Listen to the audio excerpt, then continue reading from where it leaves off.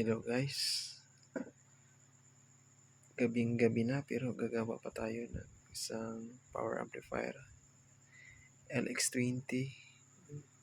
Tinanggal ko na yung dalawang board, channel A at channel B, kasi lahat ng channel na sira.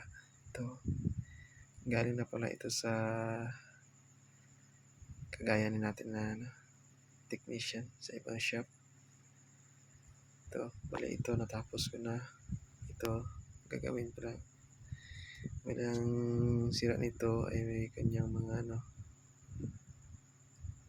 output transistor at saka yung resistor, emitter resistor, at saka yung 3.8, pansin nyo yung trimmer dito, pinix ko na lang siya kasi nagpapalya-palya, kasi pabalik-balik yung sira niya, kaya yun. At saka ito dito, kasi meron dito naka-series 100k dyan, wala kaming available wala kaming stock na resistor, malayo pa kasi kami, mahirap kasi nasa probinsya. Kaya nagsisiris na lang pag walang para makuha yung tamang value. Bali sa paglagay ko dito ng 1.2, sinukat yan na kung ilang ohms ba yung yung nakatutok ito, trimmer. Hindi to. So, ito yung to. Sinukat ko siya kung ilan ang value sa nakatutok niya niya. Nakuha ng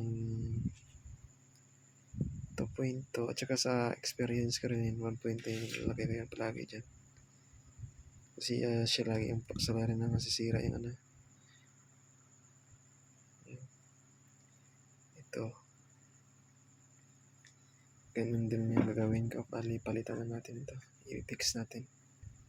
Tsaka shorted rin to. Shorted rin siya. Kaya i-repair muna natin. Update na lang. Bukas para kay LX20.